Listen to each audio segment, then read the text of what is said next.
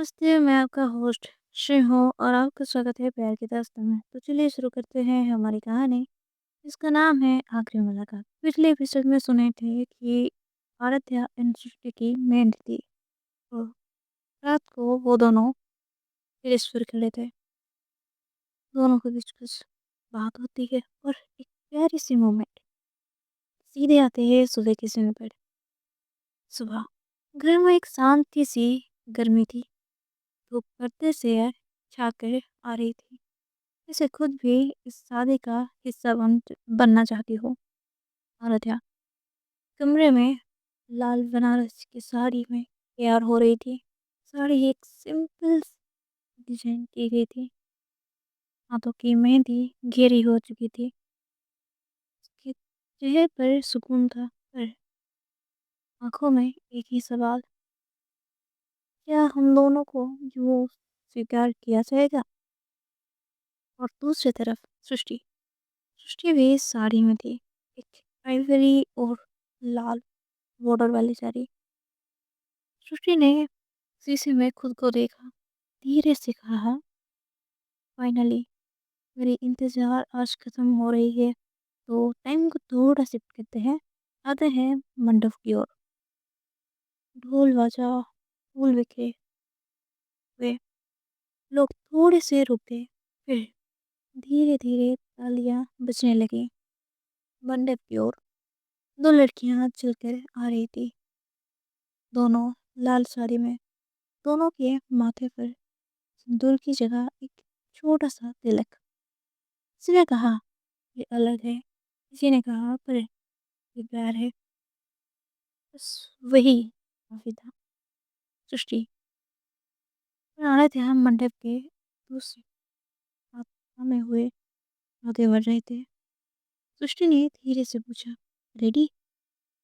आराध्या ने मुस्कुराते हुए कहा, जिंदगी भर के लिए। दोनों जाके मंडप के पास बैठे। हवन की आग जल उठी। पंडित जी ने मंत्र के साथ कहा, ये विवाह दो आत्माओं का है। मंत्रों के साथ वो हवन की आग में घी डाल रही थी। कुछ समय बाद पंडित जी ने कहा, दोनों खड़े हो जाइए, फेरे लेने का वक्त आ गया।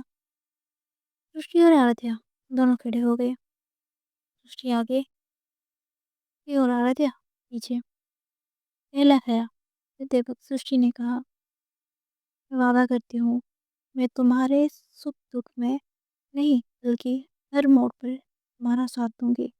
दूसरा फेरा लेते वक्त आराध्या ने बोली, मैं वादा करती हूँ, जब दुनिया उंगली उठाएगी तुम पर, मैं तुम्हारे हाथ को मजबूती से पकड़ लूंगी। तीसरा फेरा हम ईमानदारी से अपने कर्तव्य का पालन करेंगे, तो परिवार की समृद्धि के लिए मिलकर काम करेंगे। चौथा फेरा लेते वक्त आरती आगे आई, दृष्टि पीछे। हम एक दूसरे के प्रति प्रेम, विश्वास और सम्मान बनाए रखेंगे। पांचवा फेरा हम अपने सपनों को समझेंगे और जीवन के मूल्य को साफ लेकर चलेंगे। छठा फेरा हम एक दूसरे के मन, तन और स्वास्थ्य का ख्याल रखेंगे।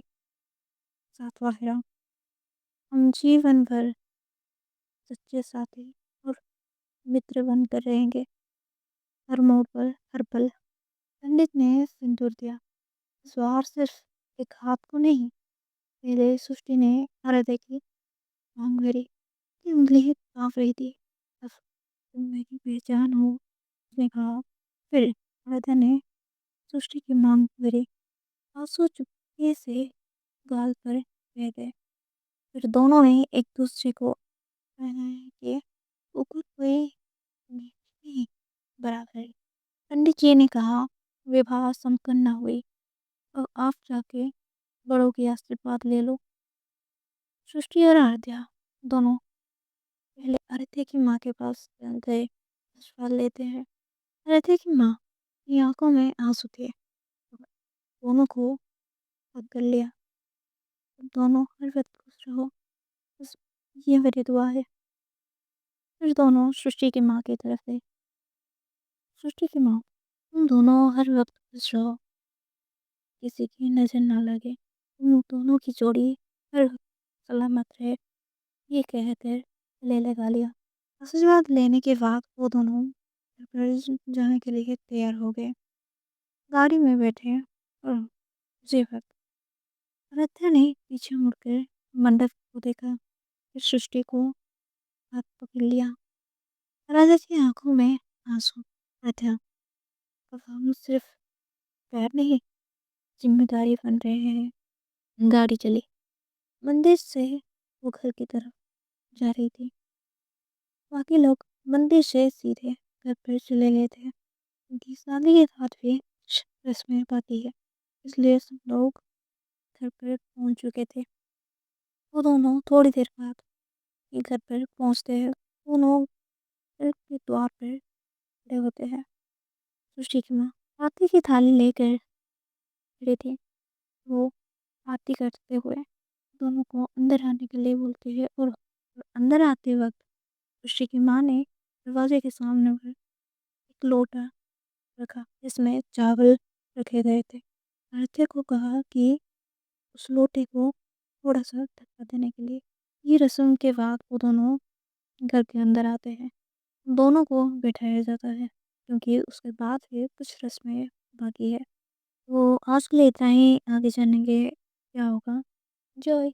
और हाँ, अगर मुझसे कोई मिस्टेक हो गई हो तो प्लीज़ माफ़ कर देना। एक्चुअली मुझे इसके बारे में ज़्यादा नॉलेज नहीं है, दैट्स व्हाई प्लीज़ माफ़ कर देना।